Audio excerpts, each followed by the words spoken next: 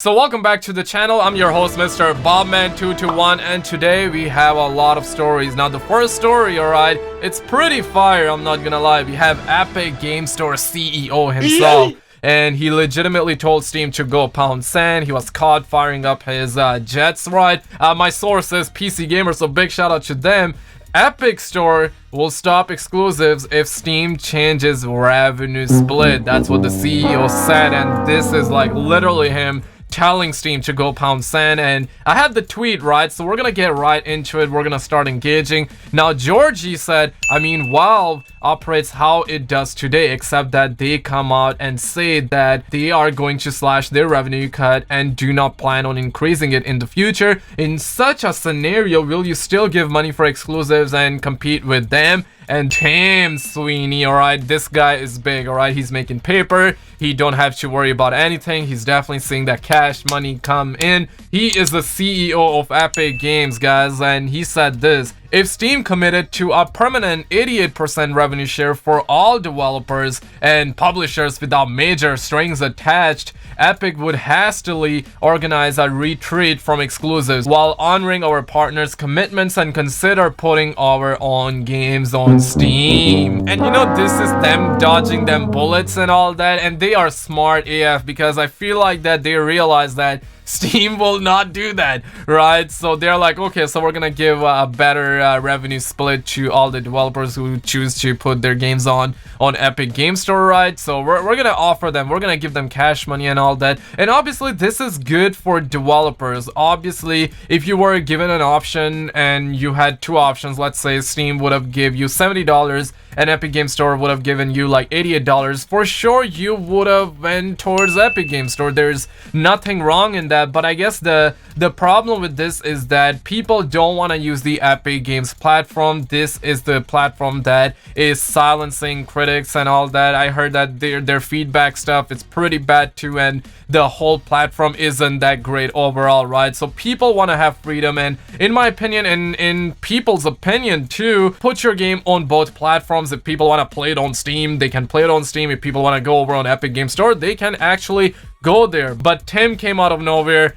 RQ'd every single one of Steam employee, and legitimately put out this tweet. On the other hand, we have some really good news, and I'm pretty happy for all the PUBG player out there who loves PUBG, because we're hearing that PUBG made $920 million paper in 2018, and most of it was from PC alone. And we're hearing that PlayerUnknown's Battleground first full year since the 1.0 launch earned PUBG Corporation's $920 million in revenue and $310 million in profit. Still good though, you know, that's like, they're killing it. And the Battle Royale left Steam early access at the end of 2017, and by June of last year, it boasted more than 400 million players across all platforms, and that's like a lot of players, right? But I'm not 100% sure, because I believe I heard that Fortnite had like 100 million players, and that was like a couple of months ago, and they're saying 400 million players. I'm not sure though, somebody correct me if I'm wrong. I don't think PUBG has the most players. It can though, but I believe that Fortnite holds the most amount of players. But sadly, I guess it's not really a sad news, because it says the following: PUBG is no longer banned in Nepal. And yeah, that happened 3 days ago. And the original story is actually crazy, and I quote, "We received a number of complaints from parents, schools, and school associations regarding the effect of the game on children." I mean, that's crazy, alright? And I'm just saying, this is PUBG, like, let homies enjoy the game, right? But now we're hearing that the Supreme Court determined it wasn't justified. So a win-win for the homies living life in Nepal. Go play PUBG, consume that, keep it tight, you deserve it. On the other hand though, this is gonna be a sad news for all the non-Fortnite players. First of all, non-Fortnite players rise up. Now, a day ago, we heard that Fortnite Endgame lets you fight Thanos with Avengers weapons. Now, I'm gonna be showing you guys some footage, right? We're gonna be checking this one out together. Now, it's kind of crazy, man. Like, you can see we got Thanos here, his army here. Got the Infinity Gauntlet. Damn, son. And here goes the Captain America shield. She's looking like a snag. We got Iron Man. We got Thor's hammer. Here we go, electrocuting. There goes the lightning. There goes play free now. So absolutely free. And obviously when homies saw that, homies were releasing a ton of dopamine. It's not even a question, guys. So it's kind of crazy, man. Credit where it's due. Fortnite is doing some really good things. On the other hand though, this week we heard a lot of employees kind of like come out and they were throwing salt on everybody, and I guess their intentions weren't to throw salt on everybody, right? But we heard that Fortnite's success spurred brutal crunch at Epic, and that's what employees said. I mean, Fortnite is successful, and obviously that is due to the company called Epic Games and due to the people who work on this game. But we heard that they had like crazy amount of hours, like they were pulling 100-hour weeks, and that's crazy. I mean, I've been there. I've done that to some extent. I kind of still do it, obviously YouTube, and I got other stuff going on, so I still do it. But it's like they were pulling 100 hours on just one thing alone. And I mean, that's crazy, right? If you spend that many hours on a single thing alone, day in and day out, you're obviously gonna be burnt out. And I quote, "The company gives us unlimited time off, but it's almost impossible to take the time. If I take time off, the workload falls on other people and no one wants to be that guy." So that's what the employee said. So he told us that yes, he has freedom, he can take unlimited time off, but obviously if he takes time off, he's not gonna be paid, and if he does that, well, the workload will fall on other employees. So there was a lot of heat regarding this one. I mean, I'm holding on for you guys who are living life in the six, working on this game called Fortnite while living life in the six at Epic Game Store. So I'm holding one for you guys. On the other hand though, Halo Infinite still won't launch with a battle royale mode. I guess we have to get some kids to say yay for this one, because a report from Brad Sams claimed that 343 Industries was working on a battle royale mode for the upcoming, and while it was light on details, more were promised. On Reset Era, however, Halo director Frank said otherwise. While 343 isn't ready to reveal exactly what Halo Infinite will launch with, he said it won't include a battle royale mode. So here you go, folks. I guess it's time to praise Halo for this one. Next up, we have some pretty sad news, and honestly, I'm shedding tears for this one. We have Apex Legends stream views dropped by 75% in just a month. Now,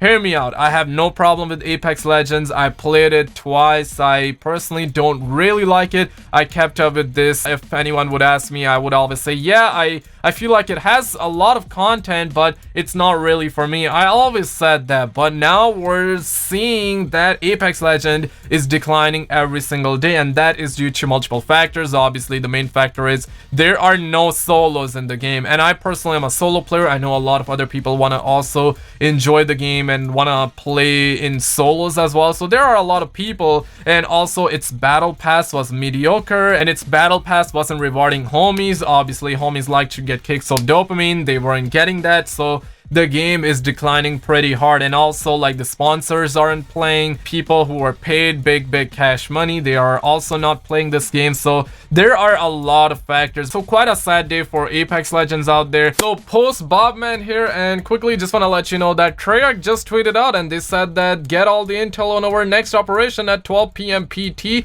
aka 3 p.m. Eastern time, and it's gonna be going down this coming Monday. So turn on those notifications. Skizzle will probably gonna be live streaming this one. We're gonna be having new multiplayer map gameplay, and it's kind of funny because they mentioned one multiplayer map gameplay. I have a feeling that they're gonna showcase all the multiplayer maps despite them just saying one MP map gameplay. We're also gonna see new Zombies Gauntlet footage and new feature info. I think that it's time for factions. They confirmed that a while ago that we're gonna be having that with the new operation, so could be that. League play update, upcoming blackout editions, plus more. So some stuff is going down, but back to the regular video. Next up, we are hearing a lot of stuff regarding Modern Warfare 4. Obviously, SkizzleX covered every single thing regarding Modern Warfare 4 on his channel. He's a dork, I'll say that out loud, but we're hearing that people are convinced they can hear Modern Warfare 4 in this video from a Call of Duty event. Now, a couple of days ago, college football players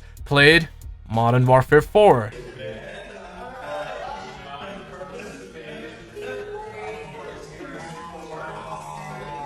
So homies heard them say kill streaks and Modern Warfare 4, and just recently on Nick Mark's live stream, the NFL player who played Modern Warfare 4 or that Call of Duty 2019 has this to say. The Modern Warfares? They just sent me we just played the new one.